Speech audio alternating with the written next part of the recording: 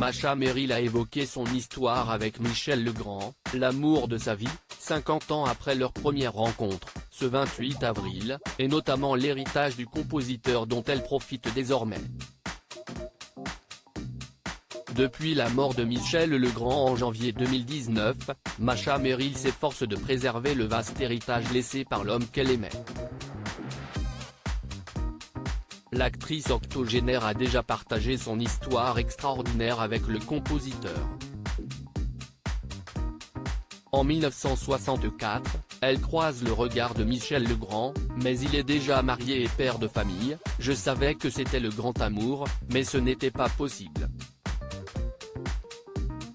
Malgré leur forte attirance, ils ont suivi des chemins différents, conscients qu'une relation entre eux était inenvisageable, pensant se retrouver dans une autre vie. Ce que nous ignorions, si est que cette autre vie arriverait 50 ans plus tard, avait-elle confié dans l'émission en aparté. Je pense qu'il m'a quitté discrètement pour me permettre de faire tout ce que j'avais à faire suite au décès de Michel Legrand des suites d'une septicémie. Masha Merrill se retrouve seule. Bien que cette situation soit forcément triste pour elle, elle considère qu'elle peut maintenant réaliser tout ce qu'elle entreprend parce qu'il n'est plus là. La vie était très intense avec lui.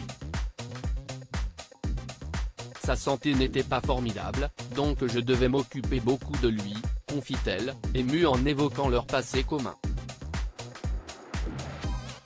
Je pense qu'il m'a quitté discrètement pour me permettre de faire tout ce que j'avais à faire, ajoute-t-elle, avant de partager les derniers mots qu'il a prononcés pour elle. Il m'a dit, fais tout ce que tu dois faire et sois très rigoureuse. Refuse ce qui ne te convient pas.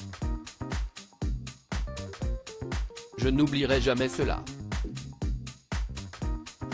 Ce vendredi 28 avril dans les pages week-end du Parisien, l'actrice actuellement à l'affiche de la pièce Une étoile au théâtre Montparnasse se confie sur sa vie quotidienne, toujours marquée par le regretté compositeur des Demoiselles de Rochefort. Masha Merrill a hérité d'un château dans le Loiret. Masha Merrill a été interrogée sur son besoin de s'échapper de Paris. En 2019, à la mort de mon mari, Michel Legrand, note de la rédaction.